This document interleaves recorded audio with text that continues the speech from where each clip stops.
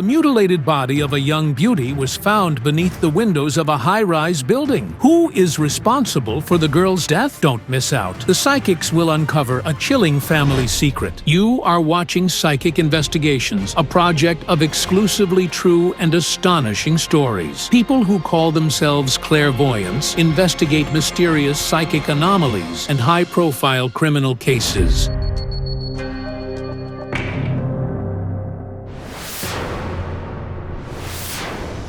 This modest house is home to the Pleshakov family, Lydia, Valery, and their 6-year-old son, Arseny.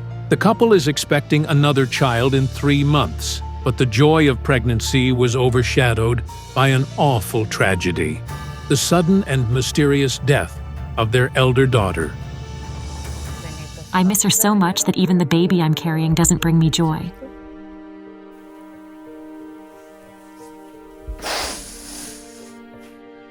Lida's elder daughter's name was Yasia, a green-eyed brunette. She was only 17 years old. Yasia was found dead on the sidewalk near a 9-story building. The investigation concluded that the cause of death was a traumatic brain injury. The detectives claimed that the girl fell from a window on the 7th or 8th floor.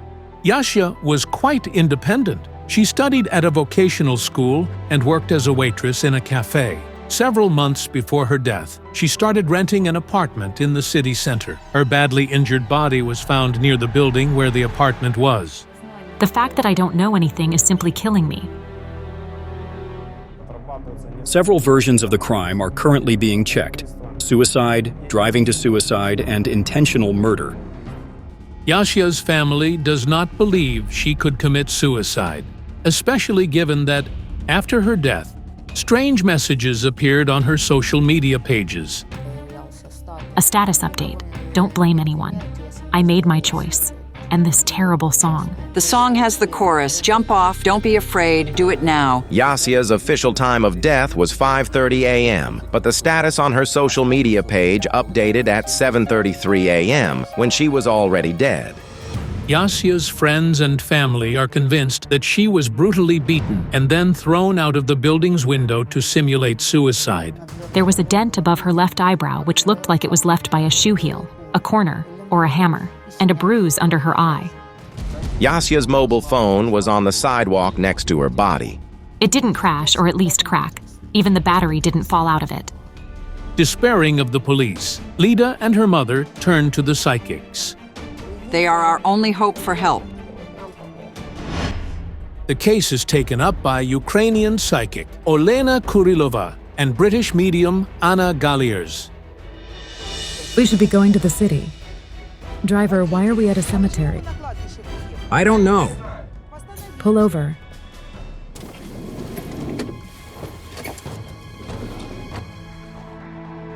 Hello, Lida. We were on our way to meet you, but the road brought us to the cemetery. This is shocking. The road to your house goes through the cemetery. We're on the right track. Wait, there's someone there. Where are you going? There's a spirit there and it's calling us. It's running that way. I'll follow him. This spirit is somehow connected to the girl's death. It ran this way. Where is it? Oh, God. Anna, your hand. The spirit disappeared at some point and then seemed to push me in the back. The spirit is somehow related to the girl's death. We need to disinfect your hand.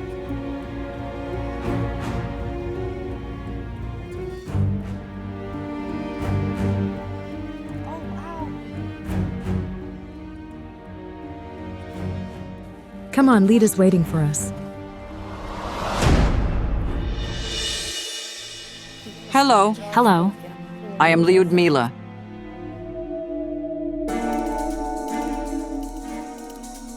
As soon as I took the mother's hand, I heard the crying of a young girl and a wild fear, as if I were trapped in some captivity, knowing there was no way out of there. Let's go inside.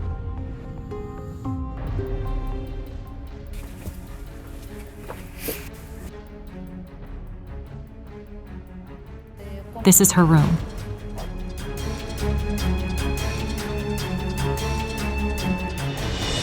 What's your name? Arsani.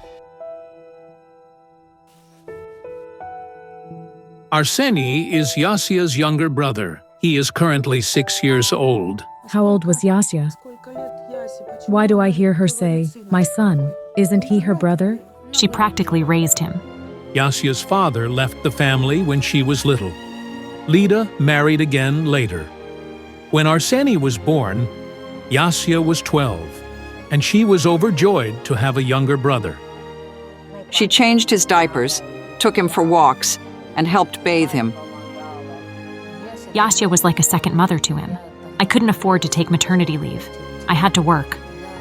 Instead of playing with her favorite toys and socializing with her friends, Yasia spent all her time caring for her little brother. She became so accustomed to this role that she even treated him like her own son. She gave me a pirate costume for the new year. Do you see her? Do you feel her come to visit you in your dreams, maybe?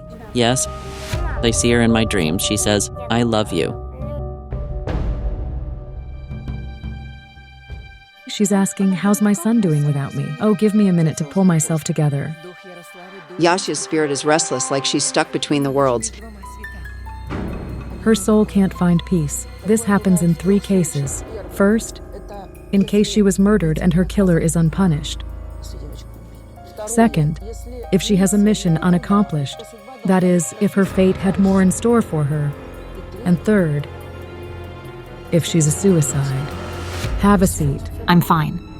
Lida feels better. The psychics decided to tune into Yasia's energy in the room where she loved spending time the most.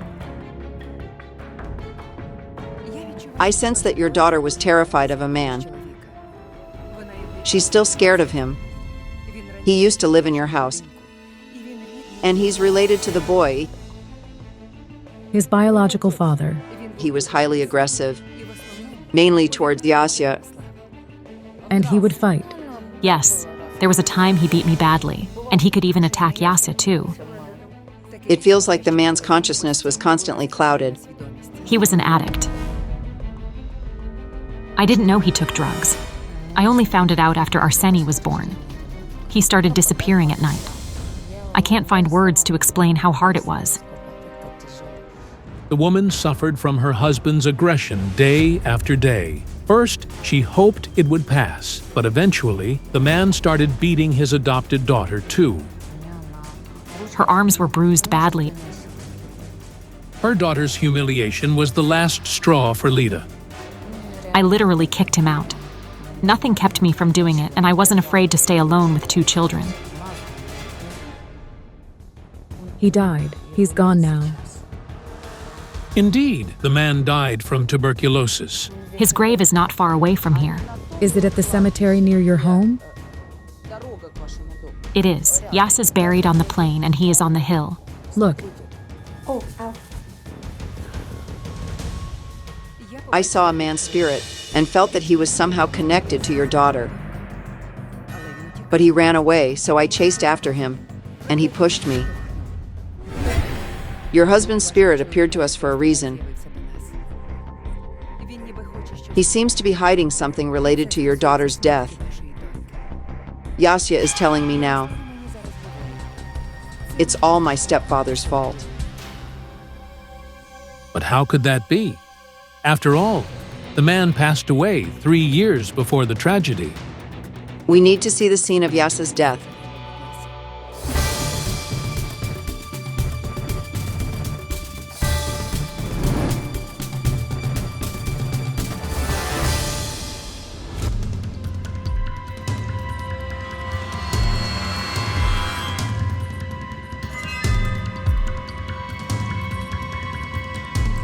this is where she died. Yes. Here, her leg was like this, and the other one was shattered. It was shattered horribly. Yasia's body lay approximately here, about half a meter from the curb. She was found face down. Her hands were slightly bent, and her right leg had an abnormal shape, indicating clear signs of a fracture. Wait. A man stood next to your daughter's body. He's calling someone. He's very nervous and asking someone to come. I see people in uniform. The neighbor from upstairs went out and saw her, and so we called the police and the ambulance. I went outside in the morning and saw her lying there. The investigators checked the man for any possible involvement in Yasia's death. He has an alibi. I hear Yasia say something. Grandma, bring some sweets, cherry pies. She loved cherry pies. It feels like Yasia spent more time with her grandmother than with her mother while alive. Her grandmother partially raised her. I was closer to her than her mother. Whenever she had any problems, she would always come to talk to me. I don't want to live. I want to be with her. The girl is trying to tell her mother and grandmother a secret from the other world. It's a secret of her death. But she can't. She's still afraid of something. I sense that Yasia had some problems shortly before the tragedy, and you noticed them. She studied somewhere, a college or vocational school, but she started neglecting it. She studied at a vocational school. And she often skipped classes. Yasia skipped too many classes, and because of that, they even wanted to expel her from the school. Shortly before her death, Yasia developed a deep fear. She had some serious problems. She tried to solve them on her own and didn't tell her family about them. These problems are connected to Yasia's death. We had a conversation. She said, "Grandma, I have problems you can't even imagine." I told her, "Let's solve them together." But she said, "Grandma, you have a weak heart." And so she took her problems to the grave with her. At that moment, I saw Yasia's spirit. She was all huddled up, as if frozen, and she was crying. She showed me a building and kept repeating, "They wouldn't let me go." It felt like Yasia was being held against her will before she died. Yasia's spirit is pointing at the building, asking us to go inside. She wants to show us something there. Let's go inside.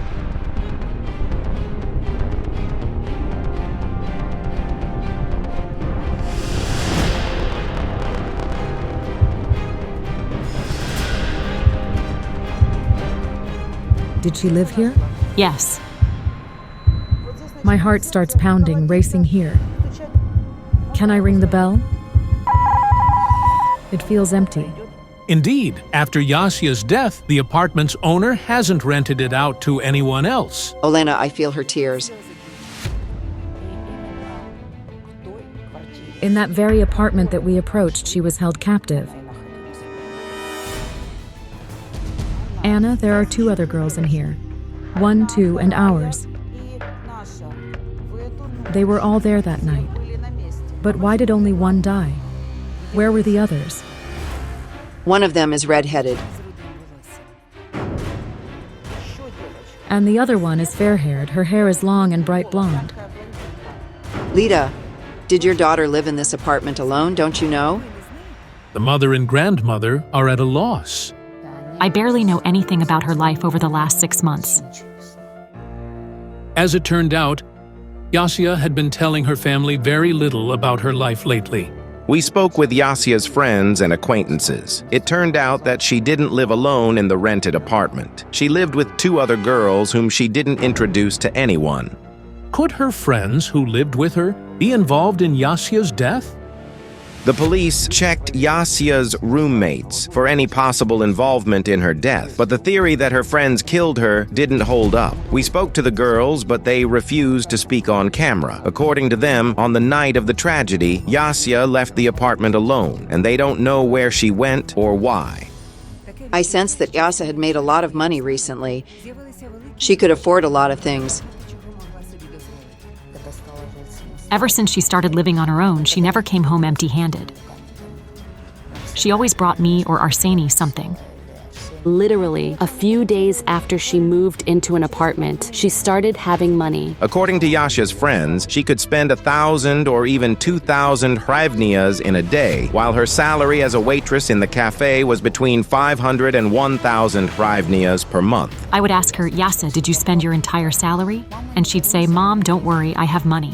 But where did Yasia get all this money from? And how is it connected to her death?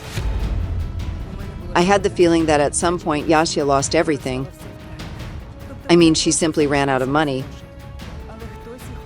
But someone demanded it from her, because I sensed that she was trying to borrow money from almost every acquaintance.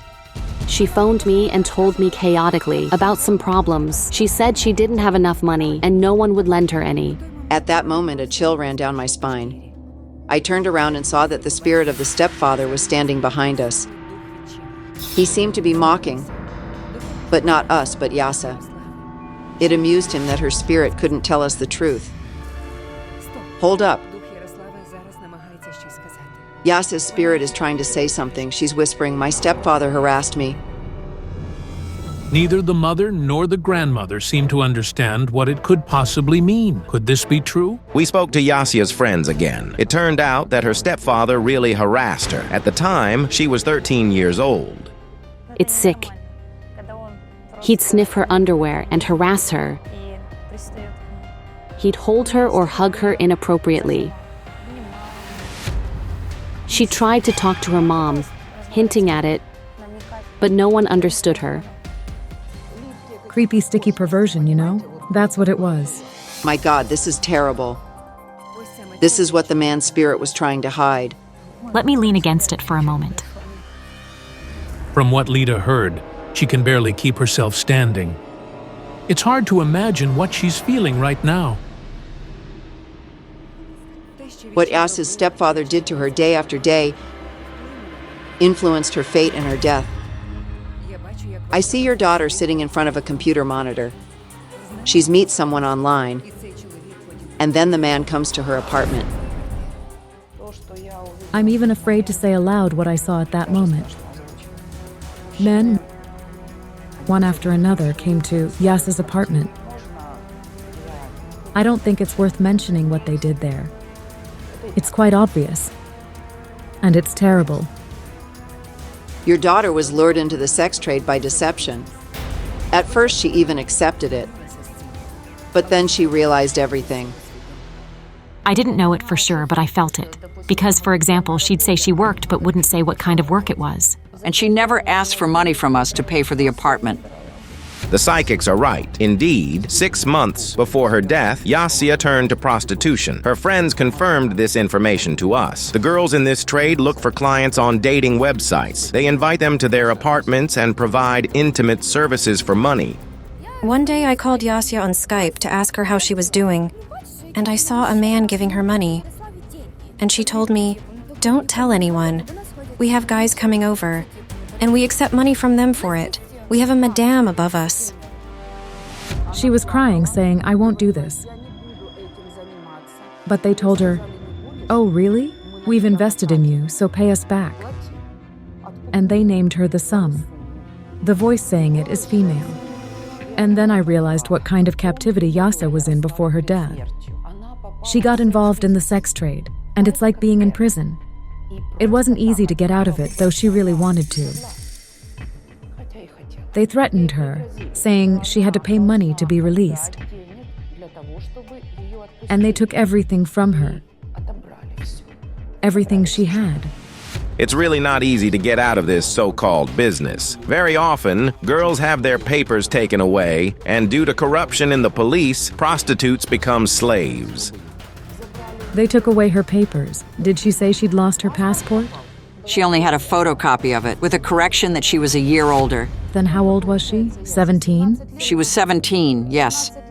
At 17, it's a criminal offense. At 17, she was underage. It's a crime. A term in jail. But they had to trade her. That's why they forged her ID, so it would say she was 18. That's why Yasia was looking for money to get out of the business, to go back home to her mom, grandmother, and brother. But she was given such terms that she couldn't handle on her own. She was looking for money, but she couldn't find the right amount to pay the ransom. And she felt extremely embarrassed to ask her family. I see her walking upstairs, to the 7th or 8th floor. Yes. Let's go up there.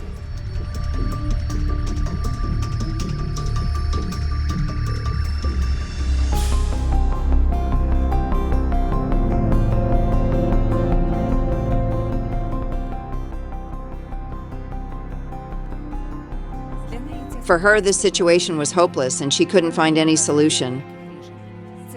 It was her internal doomsday. Then who wrote the farewell text online? It was done to hide something. I see the redhead who lived with Yasia. We found and spoke to Yasia's roommate. She told us that when she learned about her friend's death, she got scared that someone might suspect her of being involved. So she decided to write messages and change statuses on Yasia's page. And why didn't her phone break? Because she hit her legs. Careful, careful. Bring water. Bring us some water. A sip of water. They drove her to it. They forced her to do it, you see? She became an adult too early to be independent. She wanted to help all of you. She genuinely loved you all, and you loved her too.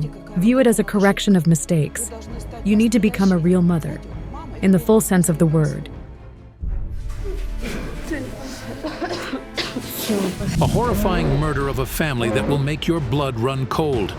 Who took the lives of the 3 adults and 2 little children? Don't miss out. The psychics will find the killer werewolf.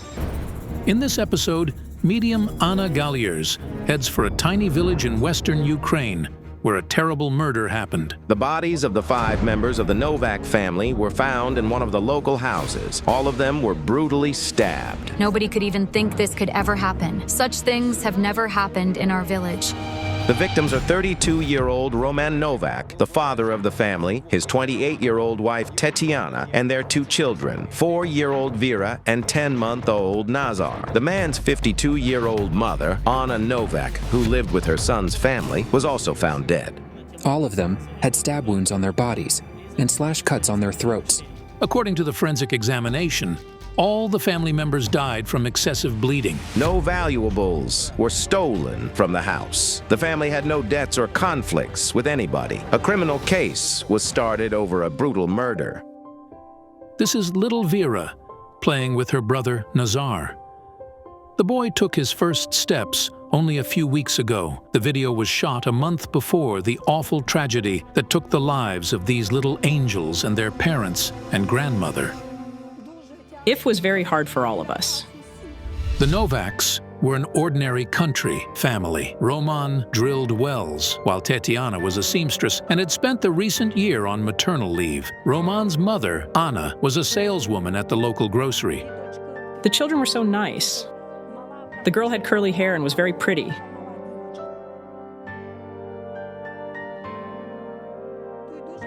It's a great tragedy for the entire village. It was a decent family, and they all died. Roman's elder brother Ruslan lost peace of mind with the Novak family's death. His house is only 300 meters away from the place where the horrific tragedy occurred. I look there all the time. I'm hoping to see Mom or Roman appear from the house. Roman was 3 years younger than Ruslan. They lost their father when they were young boys. The man was hit by a train. The mother raised the boys all by herself. When someone close to you dies, you don't know what to do.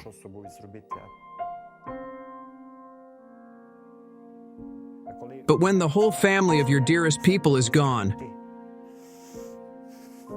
I can't even express it with words.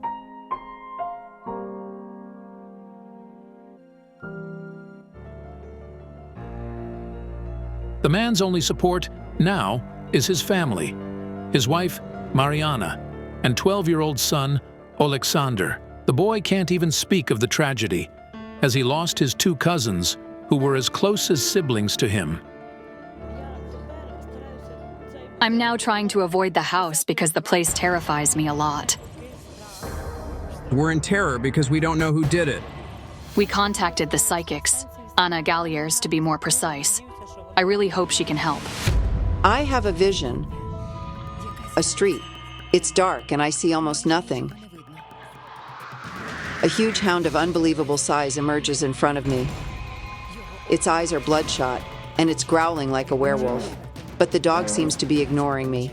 It's standing on the front step of a house. Then it turns around and rushes into the house. My goodness, there are the people from the photo inside, and I hear screams.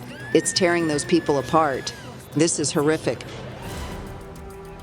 People have been gathering in front of the Novak's house since early morning, waiting for the psychics.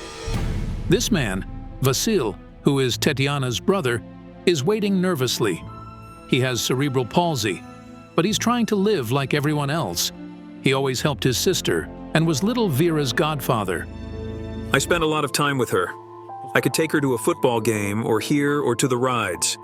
Her first words weren't dad or mom, but Vujko, that is, an uncle. Hello. Hello. Hello? I really hope you can help us. Can I come into the yard? Sure, sure. There's a girl spirit in front of me. She's fair-haired and... The girl is Vera. She's pointing at the swing as if asking me to swing her. She loved that swing. It was Vera's favorite spot. The girl isn't the only spirit here. There's also a little boy. He's dark-haired. And that's her little brother. I saw a woman's figure. She was all bluish, and the expression on her face was terrible. I couldn't even imagine who she was and why she'd come. The boy's spirit is going somewhere. I'm following him. My God.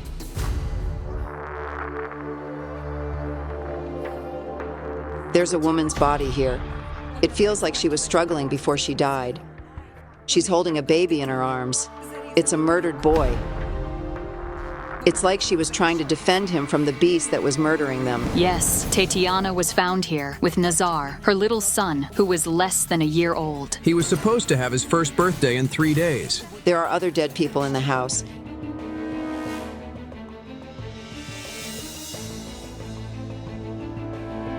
There's an elderly woman here. She was sleeping. Mom was sleeping there. The beast runs into the room and throws her down to the floor, and it's like it digs its claws into her body. She's stabbed multiple times. Mom had lots of stab wounds. Indeed, the body of Anna Novak, Roman and Ruslan's mother, was found in the kitchen. While the woman was sleeping, the murderer threw her down to the floor and stabbed her 12 times. We need to go there. There's someone else there.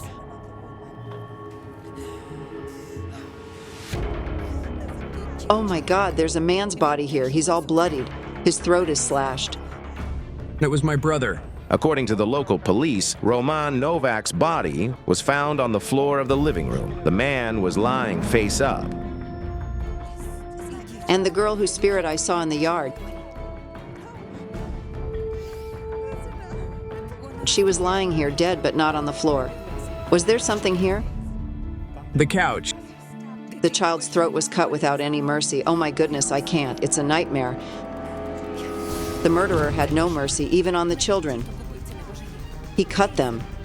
I can't be here anymore. Give me water.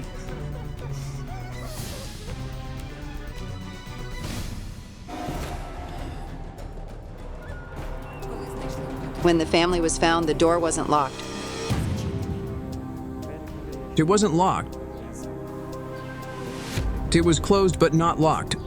According to Ruslan, Roman, Tetiana, and Anna, almost never left the door unlocked because they had small children in their house. Therefore, we can assume somebody else didn't lock it. It was probable that the person had been watching the family and sneaked inside the house while someone of them was entering. Or one of the family members let them in, but in this case, they had to know the murderer well. Wait. You were suspected of the murder of your sister and her family. And I feel powerful guilt emanating from you. You were the last to see them alive. Indeed, Tetiana's brother Vasil was among the suspects. I was the last person who visited them. I left at about 4 in the afternoon and went home. Hold on, I see the murderer's hand gripping the knife. He's holding it in his right hand. The police also found that the murderer was right-handed. And you, Vasil, couldn't hold the knife in your right hand because it's not functioning properly because of your condition.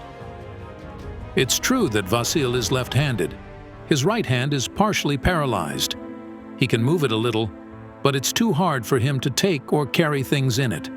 The investigators checked if Vasil could be connected to the murder of the Novaks, and it turned out that he had an alibi. What kind of vehicle was here? There are 2 people in it. Both are men. One is young and the other is elderly. Oh God, the older one. He's standing over the bodies of Tetiana and the infant, and he dashes out of the yard. Uncle came. The uncle came to take the family somewhere. He and Roman had arranged that the other day. As it turned out, Mikhailo, Ruslan's uncle, and his son arrived at the Novaks at 6:30 in the morning. They were supposed to go to the monastery. The monastery where Roman and his family were going to go is in a town 15 kilometers away. The man wanted to take his family there to see the sermon by a priest who was visiting the town those days. At that moment, a very strange voice whispered to me, "Too late." And then there was a horrible whimper, like that of a dog. I got seriously scared. After the uncle ran out of the yard, he took his phone with trembling hands and called an ambulance and the police? Yes, an ambulance and the police, yes. The police officers began checking where the man had been and what he had been doing before he informed of what he'd found. I saw a woman. The woman started laughing awfully. It was like laughter from another world. Now I see that there's somebody who saw the murderer, and they're somewhere nearby. But who could that be? The police claim there are no witnesses to the tragedy. It's not a human, but an animal. A dog. Yes, there is a dog. The dog saw the murderer. Usually, the dog is in the front yard, but today, Ruslan tied him in the backyard so he won't hinder the investigation. The dog was in the back. He could see the street and who entered the yard. The dog knows something, but I can't speak to animals. I have a colleague, Olena Stetsenko. She speaks to animals. We need to call her. Okay. Come on.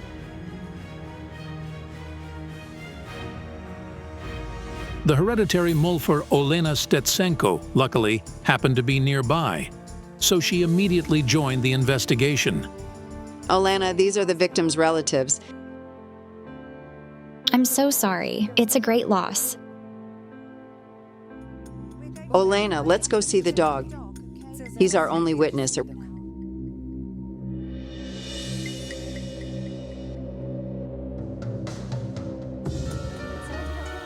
This is a ritual strip that helps me speak to animals.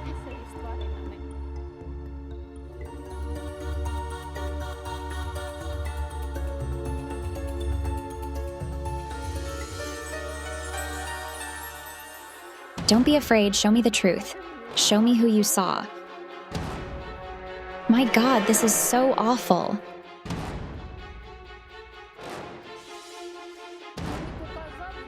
He showed me red eyes and a huge furry dog. It's like a werewolf. Just like her colleague, the clairvoyant also saw a werewolf, but what kind of entity is that?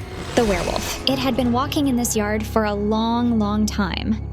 At that moment, I felt the murderer close by to me. I feel the murderer's energy. It's very similar to yours. It turned out that many of the villagers also suspect Ruslan of the murder of his brother's family and their mother. But is it really so? Ruslan, I need to see your house. Roman and his brother were separated due to a disagreement. It felt like Roman accused his brother of murder. He claimed my wife poisoned his dog. Ruslan had an old dog. Several days before the tragedy, Roman dropped by in the morning and didn't see the dog at his place. And so Roman began shouting at me, saying it was me and my wife who poisoned the dog. but it turned out the dog simply broke the leash and ran away. However, nobody understands why Roman thought it was his brother's wife who poisoned the dog. Did you reconcile? Yes. Ruslan has no blood on his hands. But then why did I keep feeling that his energy was similar to the murderer's? The police checked to see if Ruslan could be involved in the murder of the family, but this version wasn't confirmed. A woman is connected to your family's deaths. I feel like she provoked a conflict. It was Sunday. He returned from the church very irritable and started shouting at Titiana. I thought I didn't want to hear that and told him to calm down. Then I went home, but he called me 2 hours later and asked me not to tell anyone about the scandal. He said they had reconciled and everything was fine. He thought the boy wasn't his son. I asked him, "Who told you that?" But he refused to answer. Roman blamed Tetiana for unfaithfulness, claiming somebody had told him at the church that Nazar wasn't his son. Vasil recalls that his sister cried bitterly and felt deeply offended. He calmed down, and after I went home later that day, he called me and apologized. He said it was fine. Thank God, I thought. Somebody lied to Roman. It was done to slander Tatiana. He was being annoyed on purpose. There was a woman in the house when the murder occurred.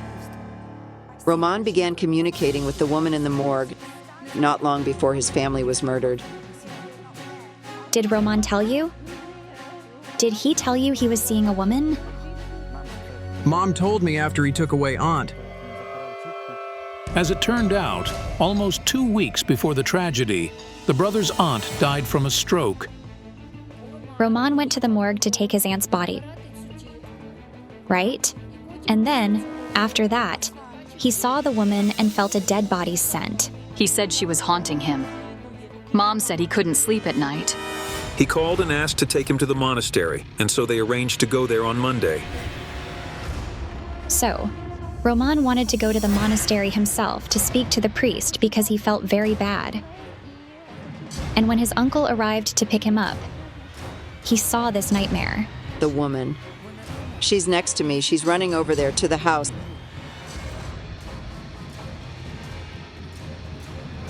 It was like I was taken back in time to the night of the tragedy. I feel the werewolf.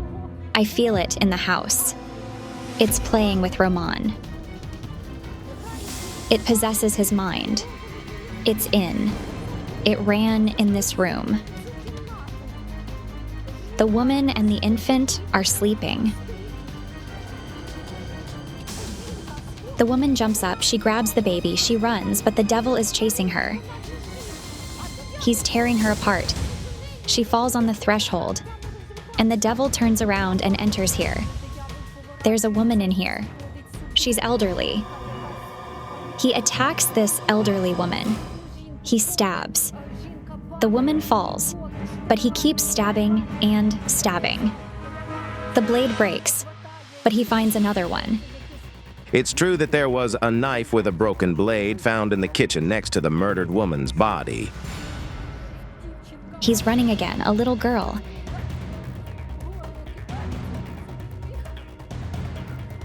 He attacks her and slashes her throat. Olena! Olena, Olena!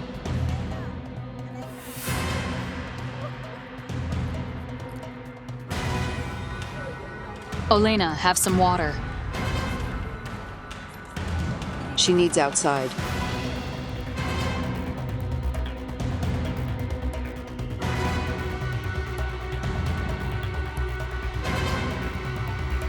Roman's spirit is here. He kneels and asks to forgive him for killing them all. This can't be real. How is this even possible? He loved his mother and his children a lot. He couldn't have done it. Roman didn't want to murder his family. He was murdering the woman he'd taken from the morgue and who he kept seeing next to him. The demon played tricks on him, so he didn't know he was murdering his family. He wanted to rid himself of the devil. And then I realized who the woman whose image I kept seeing was. It was Roman's late aunt. But it wasn't her spirit, but a devil that assumed her appearance. And the demon was laughing at the poor man because it got what he wanted. Roman's mind. He's praying, feeling the demon is still in him, and he's trying to rid himself of it. I feel the smell of burnt cloth. Did he try to burn himself? The carpet was burned. It started burning from the candle. Everything was shrouded in smoke. The experts concluded that Roman's body was burned. His pants burned completely, and his body was covered in first-degree burns. But the man didn't die from the burns. His throat was slashed. Roman slashed his throat himself. This is incomprehensible. Did the man really murder all his family and then slash his own throat?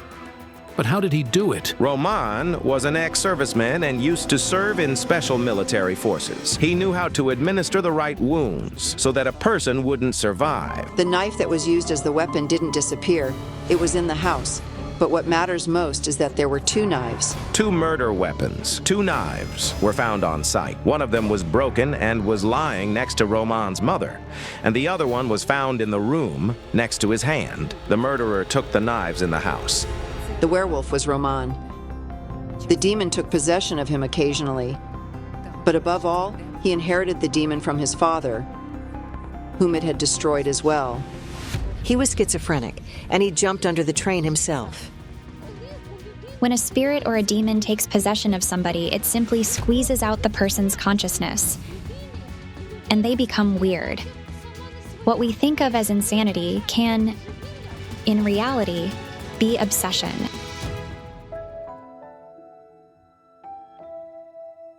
Thank you very much.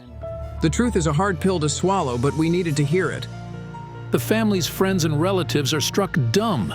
A model family man took the lives of those who he loved most. This story, which took place in the Ukrainian city of Kropivnitsky, will turn your worldview upside down. On December 8, 2017, 12-year-old Katrusia Dobrody left for school and never came back home. No one could even think of what happened to the girl and who would be involved in this tragedy. When the girl disappeared, the police were searching for her for 3 days with no results. This is why the parents asked the psychics, Elena Kurilova and Jana Shulikova, for help. We don't have much faith in the police. Katrusia attended school on the 2nd shift. Her mother says that on the day of her disappearance, Katrusia had breakfast and left for school. I asked her, "Do you want me to braid your hair?" She replied, "No, that's okay. I'll go with a ponytail." And she walked out. I can't stand that she's gone. The girl took the bus to school. The bus stop is 400 meters away from the house. She'd get on the bus and get off at the stop right next to the school. At 8:30 in the evening, the girl always called her parents to tell them that she is getting on the bus to go home. But that day, she didn't call.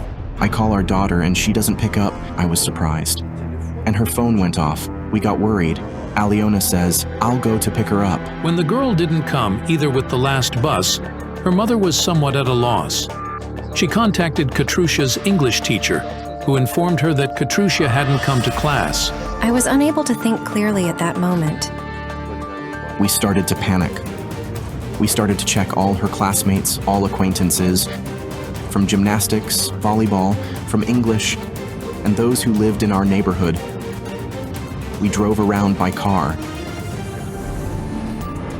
I can see her. She's somewhere in the dark. There are trees all around and it's a bit breezy. Water. There is a river or some pond. Yes, there is water there. To get in tune, Jana Shulikova asked for a map of the area. I can feel the girl's energy somewhere in this area. She's around there. It is a forest area in the suburbs of Kropivnitsky, 7 kilometers from the girl's house. The girl will be found there the next day, on the territory of the Obazovsky water reservoir. The police said they found a girl matching the description. I couldn't really believe it. Andrei, Katrusia's stepfather, says he loved the child as his own. He still can't forget what he saw. 84 blows with a sharp object were inflicted on her face and head. Then additionally, with an unidentified object, most likely similar to scissors, it left 2 even lines. The child was like an angel. She was the center of my life. I can't even make sense of it. What for? Why? The psychics travel to Kropivnitsky to help their relatives find answers to these painful questions. But Elena Kurilova surprises everyone with her prediction. You'll know who the murderer is when the dead girl wipes away the tears. At the moment, no one could have imagined the terrible truth these words concealed. Katrusha's family, aunt, stepdad, and grandpa, meet the psychics in front of the house. Good afternoon. Thank you for coming. Where's Katrusha's mom? Elena's in the hospital. She's having a nervous breakdown. The girl's parents were brought in for questioning. They got accused of murdering their daughter. After that, Katrusha's mother got hospitalized. They claimed I did it. I had no idea what was going on or what they wanted me to say. The investigator was yelling at me, moralizing and everything. He said, if it wasn't you who did it, it was your wife. When investigating the murder of a child, parents are in the first circle of suspects. But why so much pressure? We were polygraphed. I was there for 3 hours. Olena was held there for about 5 hours. And after that, she got to the hospital. The results of the detector test did not confirm the parents' guilt.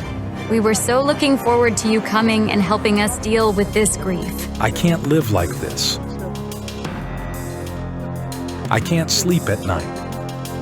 I want to destroy that scumbag. There's a strange scene going on. A man standing and looking from the street to the inside of the house. He's observing and spying. What's he look like? He's got something on his face. It's a man with a scar on his cheek. I looked at the cards and I just went numb. The girl knew the murderer. She'd seen him often and she wasn't afraid.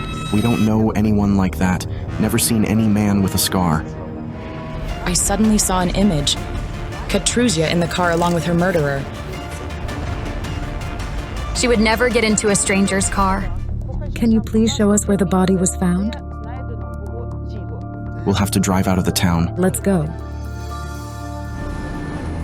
Half an hour later, the psychics with the girl's relatives are already there.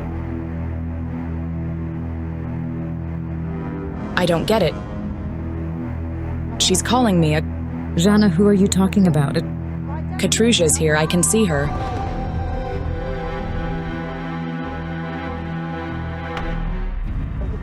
There's something about ribbons. She says Sonia needs her ribbons. Who's Sonia? Her own younger sister. 4 years ago, Olena and Andrei had a daughter, Sofia. Katrusha loved her little sister dearly and called her My Sonia. What ribbons?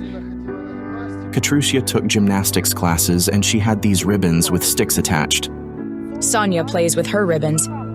After Katrusha's death, little Sonia often picks up ribbons and dances with them, just like they used to do with her elder sister.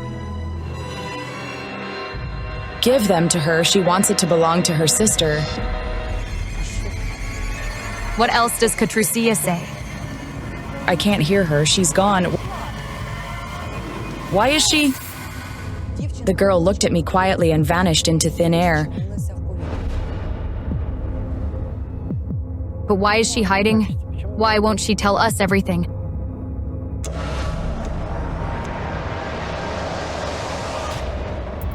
Do you hear this voice? It's your fault. I told you not to piss me off. Oh my God! What does that mean? Does John hear what the murderer is saying? It was the voice of the man with the scar. He was saying it by the girl's body. Such is the terrible odor of blood and metal. Do you know with what object she got killed? Tell me. Kind of chipped one. with a shabby handle. We heard that the girl died from the knife stabbing, and then Katrusia was stabbed with scissors when she was already dead. Wait, hold on a second. I tried to tune in to the moment of Katrusia's murder, and I saw this image. A roof with a cross painted on it. Their house has a cross on it. The murder weapon, it was taken from the same house. Did anyone come by your house that morning?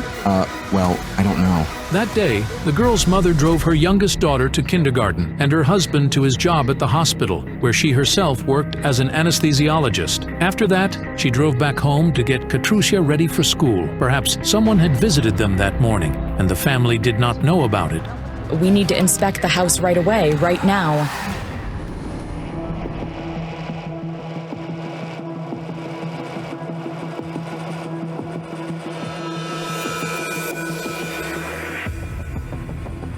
I hear the man's voice again. The scarred man? Yes, that voice is in the house. In the house. There was like a fight in the house. I heard him screaming, "Why don't you listen to me? You have to do as I say."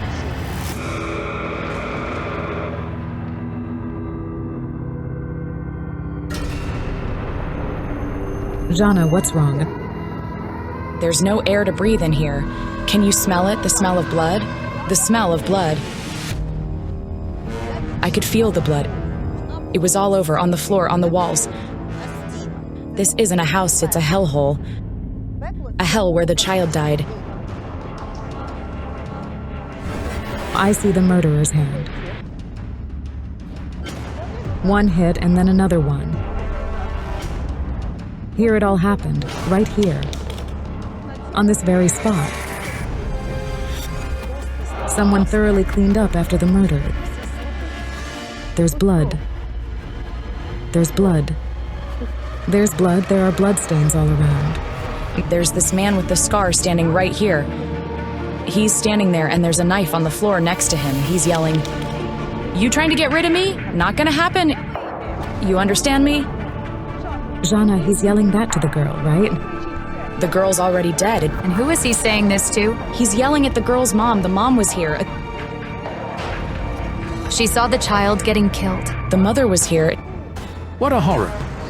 Was the girl's mother really present in the room and saw her daughter being murdered? She's terrified. She's afraid of him. Do you understand that? I can't picture that. We don't have any neighbors with such signs. Who was this man? Who knew him besides her?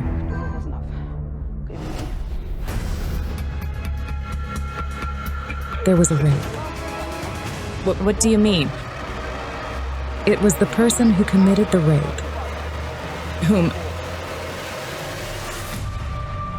Your wife. Who raped your wife? There's a card of the past I have right here. There was some talk about her childhood, that she got raped when she was a kid. It's beyond belief, but it turns out when Olenia was 12 years old, she was raped by a neighbor. Olena confessed to me that he raped her. Olena's mother died a year before the incident. The father had gone to another city for work. The grandmother was in charge of the child's upbringing. However, when the girl was abused by a neighbor, for some reason, she did not tell anyone about it. I felt that the rape was a terrible trauma for Olena. All these years, she had been seeking revenge on her abuser. She wanted to get revenge on him at the time, but they never found him. Wait, she saw him? She saw him out of the window and... That's unbelievable. Did the woman meet her rapist years later? Did he really kill Katrusia? Do you remember when she came running to me? I asked her, "Olena, what happened?" She told me, "You have no idea what I've gotten myself into." But she didn't say what exactly had happened to her. I saw a woman looking at the body of her murdered daughter in tears.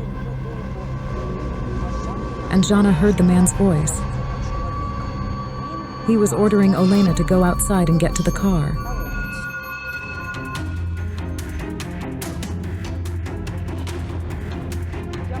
I see Olena driving, and in the rearview mirror, I see this man. That's right. He's in the back seat. Elena looked at the road with tearful eyes. She was afraid to even glance in the direction of the passenger seat, where the body of her murdered daughter lay. He forced the mother to transport and throw away her child's body. There's only one thing certain. Only Katrusia's mom knows the truth about her death. Olena's in the hospital, isn't she? It's too late to go there now. They won't let us in. Can we go see her tomorrow? We have to go. Not only can we, but we have to. The next day, the clairvoyants and Katrusia's family met outside the hospital. The number of visitors who can enter the clinic at the same time is limited. So Elena Kurilova went to the girl's mother, accompanied by the grandfather, Olena's father. Good afternoon. Please take this. I gave Olena one of my praying stones, so I could tune into the past. Olena, I could sense that you were there when Katrusia was murdered. Can you tell me who did it? I don't remember that. Well, what do you remember? I remember that day vaguely. Relatives say that on the day Kate was killed, her mother had to pick up her youngest daughter from daycare in the afternoon and then stop by to visit her husband's sister. I remember driving to visit my husband's sister. I remember going to the kindergarten and picking up my child. And then I remember myself at the sister's house. I don't remember how we got from the kindergarten to the sister's house. It was all very strange. Katrusia's mom remembers what happened before and after her daughter's murder, but she can't remember the moment of the assault itself. After severe stress, our mind can partially block memory, erasing some of our memories. What do you remember of that morning? I got up in the morning. Katrusia was still asleep. I warmed up the food I had left from the evening and asked Katrusia if she wanted to eat. Then I said, "Come on, get dressed." So she left for school? That's right. Did you see her after that? I saw something completely different from what Katrusia's mom had told me. However, the most surprising thing about it was that I felt she wasn't lying to me. Did anyone visit you that day? A neighbor did. Was there any kind of danger from him? What does he look like? Any scars or marks on his face? Will I get to see my girl soon? It was a true nightmare. This poor woman still couldn't realize that her daughter was gone.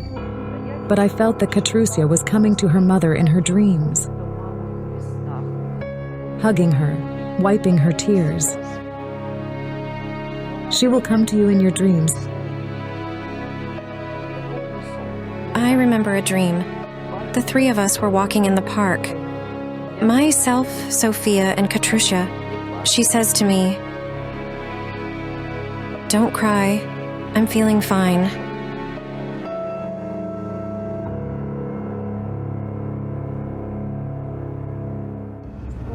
Try to remember what happened that day in the house. It felt like a fight, like I was fighting for something. Maybe the woman was fighting her daughter's murderer, trying to save her. What happened next? I stood still, and the only thing I remember is the voice. That's all I remember. You hear a voice? Do you hear the voice in your head? I do. Don't let me hug you, it's hard. Come here, my darling. Elena Kurilova left the hospital. And on the way, she kept repeating the same words. Girl, wipe the tears. Girl, wipe the tears. A thought struck me. It was the girl's mother that the cards had told me about at the beginning of the investigation. You'll know who the murderer is when the dead girl wipes away the tears. In dreams, Katrusia was wiping her mom's tears. There were only 2 people in the room at the time Katrusia got killed. What do you mean 2? I'm sorry, there was also the man with the scar. I saw him. Take this, Olena had it in her hands. I couldn't believe it. I saw Olena. She held the knife in her hand. and the scarred man standing next to her began to dissolve into thin air in front of my eyes. This can't be happening. Just can't be true. Could a mother who loved her daughter with all her heart take her life? I saw him, I heard him, and I smelled the scent of this man. Do you understand me? Well, for this woman, he was real. He lived inside her head.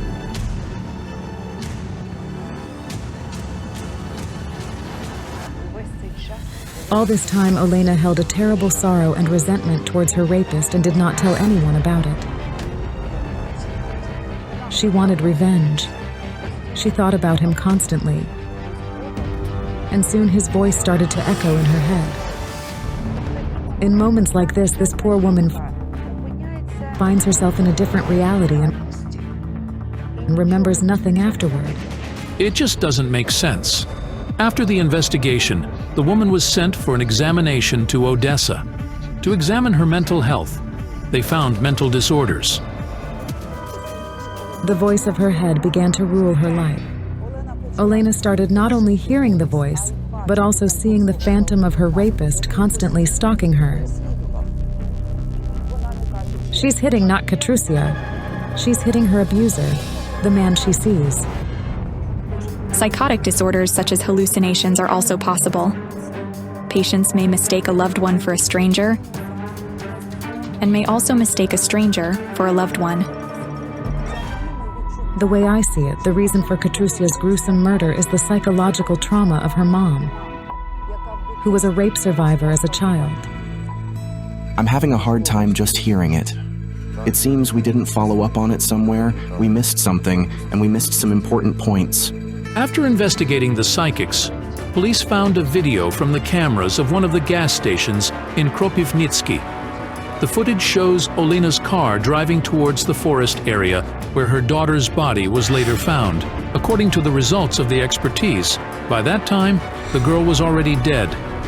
Subsequently, the police found traces of blood in the car and on the woman's robe.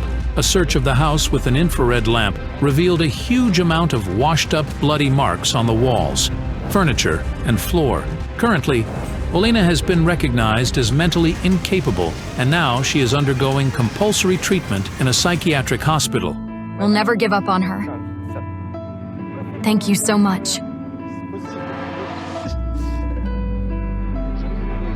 A gruesome story where absolutely everyone is pitied.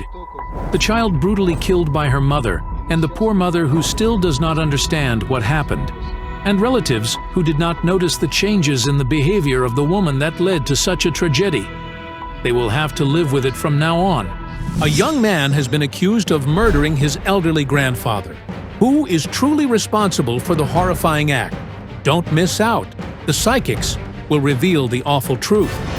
Christmas Eve, in a small Ukrainian town, all the locals gathered with their families, singing carols and enjoying kutia. But the next morning, the town was shocked by terrible news. The gruesome murder of a 74-year-old local resident, pensioner Stanislav Kucheryavi, was committed in this house. The man sustained 48 stab wounds. His body and face bore numerous injuries. His rib cage and hyoid bone were fractured, and his nose and lip were shattered. But who would want to harm a mere elderly man? Who could dare to brutally murder someone on Christmas Eve? Panic and fear gripped the town. It was terrifying. I couldn't sleep properly for many nights after that. Stanislav spent his entire life in this town, where he worked as a driver. He had 2 daughters, Zoya and Olha. His wife passed away from a stroke, so for the last 5 years, the man lived alone in this modest house. Zoya called me and said, "Olha, our father is gone." I can't even describe how I felt. It was as if someone had killed me. Olha rushed to her father's place, where she found police detectives. The forensic examination revealed that the man died from traumatic shock and pain. What Olha saw when she mustered the courage to enter the house is something she still can't bear to recall without tears. There was blood all over the walls and ceiling. After the tragedy, Olha suffered a nervous breakdown. She barely speaks now. The news of this cruel murder spread quickly through the town. No one could understand who and why would harm the old man. We tried to determine if he owed anyone money, or if someone wanted to steal his belongings. None of these theories held up, though. Nothing was stolen from Stanislav's house. As such, the motive for the murder wasn't robbery. The elderly man had no enemies either. Therefore, the motive for the crime remained unclear. But Olha was in for another blow. Her son, Serhii, the victim's grandson, was detained on suspicion of the murder. The police took the man directly from his home. 27-year-old Serhii Bilodub was detained as a suspect in the murder of his grandfather. According to the investigation, he killed his grandfather due to personal animosity. The grandfather allegedly used to lecture his grandson, which he didn't like, until he eventually snapped. However, Olha doesn't believe the police. She insists her son couldn't have committed the murder. The young man worked as a construction worker in Kiev and came home on weekends to help his family with chores. He often visited his grandfather and sometimes stayed the night. Serhii virtually lived here and was friends with everyone. The grandfather and grandson understood each other like no one else. Serhii called him my captain. The grandfather was an ex-serviceman and always gave his grandson wise life advice. He says, "Mum, I couldn't have done it to Grandpa. This is impossible." Serhii has been behind bars for a long time now. Olha says her son is in despair. Every week he writes her letters, repeating, "I didn't kill him." Serhii Bilodub was sentenced to 15 years in prison. The accusation was based on the fact that the young man confessed to murdering his grandfather. It wasn't him. Olha claims her son was forced to confess. She argues that a 70-kilogram young man couldn't physically overpower his grandfather. The victim weighed around 100 kilograms and, according to his relatives, was in good physical shape for his age. Dad used to repeat, "Olha, I'm a paratrooper, nobody can beat me." But who took the pensioner's life? This question haunts Olha. Every day, as she walks down the street, she looks into the eyes of every passerby, searching for the true murderer. To find out what really happened to her father on Christmas Eve, she turned to Kayal Alekperov for help. The psychic received Olha's letter while in Azerbaijan, visiting his family.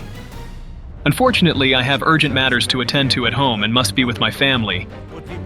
I will try to investigate this matter remotely. I will ask my colleagues to meet with Olha.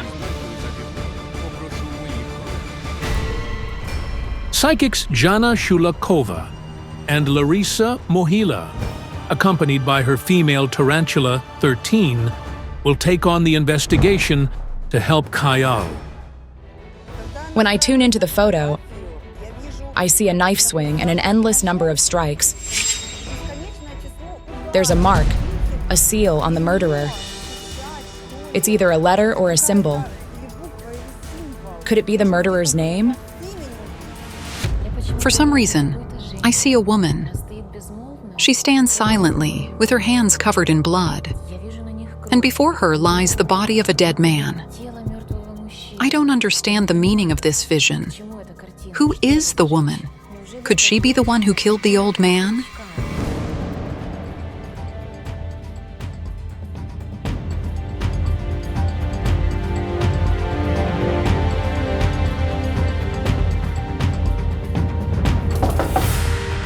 Hello.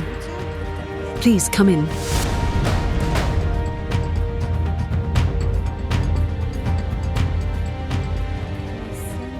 My son is accused of murdering his own grandfather. Is this your brother? Yes, my elder brother.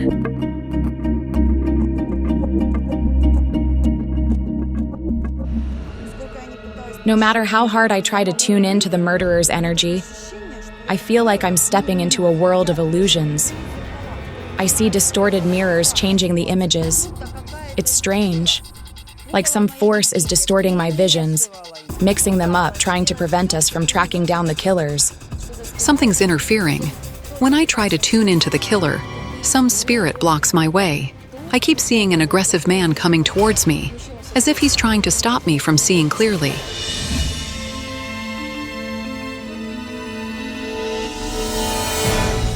There's a strange entity near Jana and Larisa.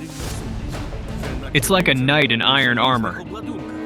He holds a massive sword covered in blood.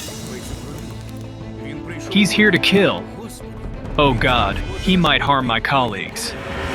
Who murdered Grandpa? Can you answer it, please? I feel the energy of a woman all the time. I don't know. I see the murderer with a... Oh Lord, what happened?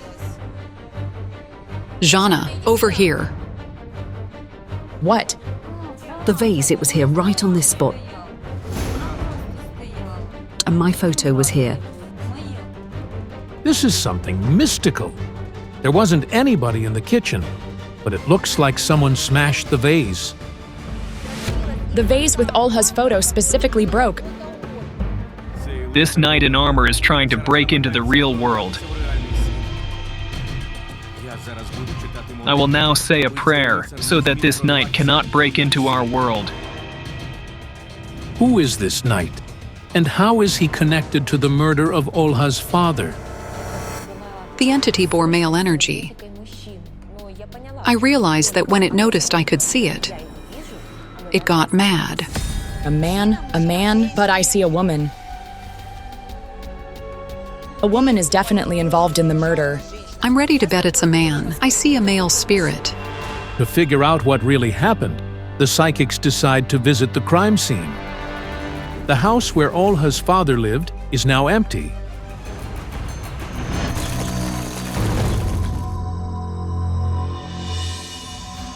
The relatives only come by to clean up, while the locals avoid the place altogether. I think we should enter.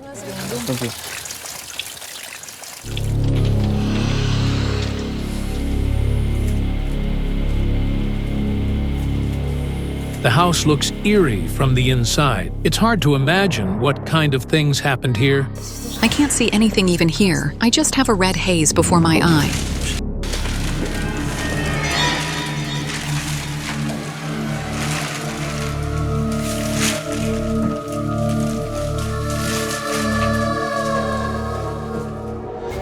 It's hard to describe it. When we arrived, the entire house was drenched in blood. It feels like my colleagues stepped into a beast's lair. You know, the interesting thing is, before all this happened, it was a peaceful home. Absolutely, Grandpa was always cheerful. Serhi often came here. Because he felt comfortable here. Interestingly, I can almost see people peering through the windows. They're young. They're of Serhi's age, his friends, his company. It turns out that when Serhi visited his grandfather, his friends often came too. Could one of them have murdered the elderly man? Could you please give me more details? Just a moment. They're looking to see if anyone's home, and maybe they want to take something from this house, steal something. But nothing was taken from the house. Is it possible that the young men got scared and ran away after the murder? Your grandfather was open-hearted. Here, have some potatoes, some money, something for you, pal. Serhi's friends who visited the victim became too impudent. Stanislav was kind, feeding the fellows and even giving them money. He was such a generous soul. And I saw a vision of them coming to his house again simply to take more money or eat. They didn't kill him because they're just, they came and left. We learned from the neighbors that a lot of people constantly came to the victim's house. So, the police questioned everyone who had access to Stanislav's home.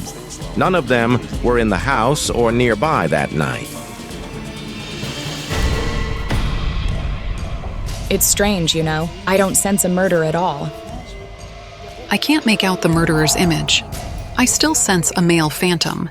Male hands. No matter what you say, but I saw a female phantom. She carries a burden of guilt. 13 is showing me some movements, pulling me outside.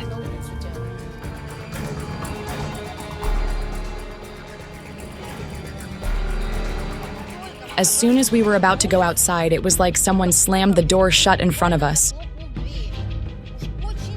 Someone didn't want us to continue the investigation. It felt like someone was trying to trap us. It was that same entity that raged in the apartment and smashed the vase. I was tuning into the energy of the woman I sensed in Stanislav's man's house. Could she be the killer? Why is she all blue? Like she was strangled. Who are you talking about? Larissa that way.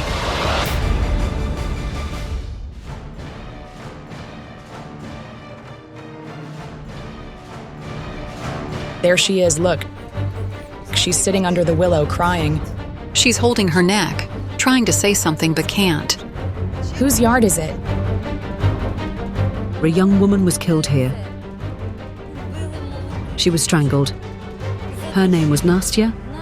She was found strangled with tights. The young woman dated a gypsy man.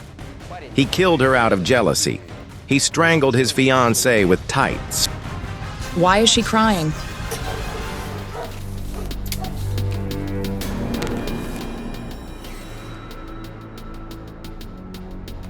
And why is she showing a mirror? I see a reflection in it. It's the image of the man beating her. The locals told us that this is where Nastia lived with her fiancé, and she suffered from his heavy hand almost daily. He beat her mercilessly. The spirit of the deceased girl showed me a vision of her looking into a mirror, but in the reflection, I saw Olha. Someone's beating her too. Yasia. Yasia is Olha's ex-husband. He's the one who left her with 2 little sons. This is the most painful topic for Olha. Over the years she lived with the father of her sons. She endured so much suffering that not everyone could withstand it. You forgave him. Olha endured, believing she had to go through everything for the sake of her children, as they needed a father. I see children's eyes witnessing this. Serhi witnessed his father beating you all the time. Is it true? Yes. I asked him not to do it in front of the boy, but he didn't care. While Sasha was still little, just a toddler who didn't understand what was happening between his mother and father, Serhi already grasped everything and somehow took on his father's aggression and his mother's fear. It's terrifying. I smell alcohol. A glass was often in the man's hands, and it eventually killed him. Cirrhosis. She whispers, "Revenge, a sign of revenge," and she points her finger at Olha.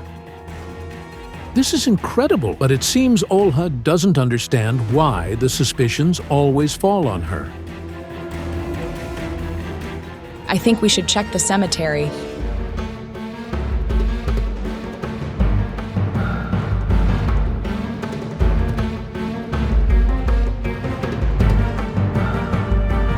When we arrived at the cemetery, 13 went crazy.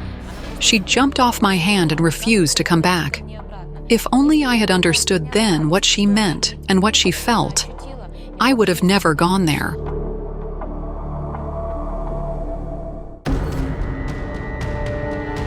Here's Grandpa. We need to contact his spirit.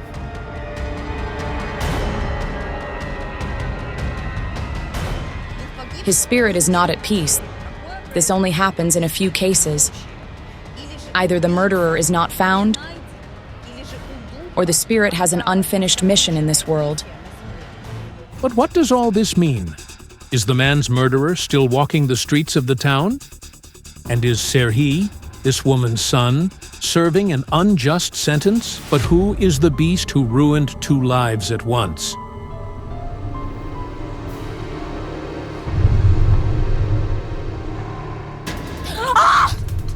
Hush, hush. Come sit down. Oh my goodness. You're involved. But why? Why? What? Quiet, quiet. Have some water. Feeling better now? Wait. Is it normal? It's the spirit. Is he aggressive? He possessed me and said she was involved. Mom didn't do anything. I never murdered anyone. It seems neither Sasha nor Olha herself understands what the clairvoyant is talking about. Could the daughter be involved in her father's death? I tried to contact Stanislav's spirit so he could finally tell us what happened. But he only wept and said, "Olha didn't kill me. No, my mother is not the murderer."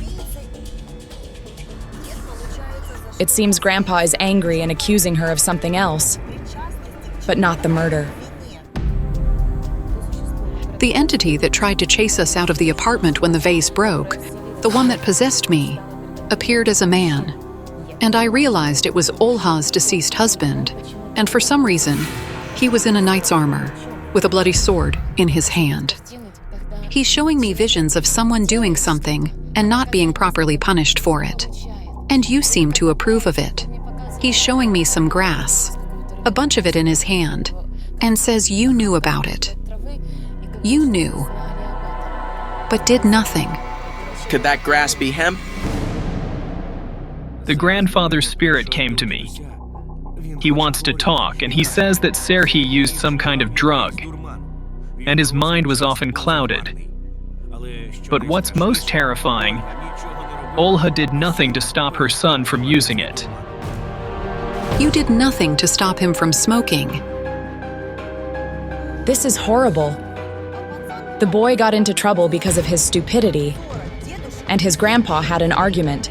The old man reproached him about the weed, explaining how bad it was. He was teaching Serhi. It turns out Serhi and his grandfather did argue about marijuana and alcohol. So, could one of their conflicts have led to the fatal outcome? And did Serhi really kill his grandfather?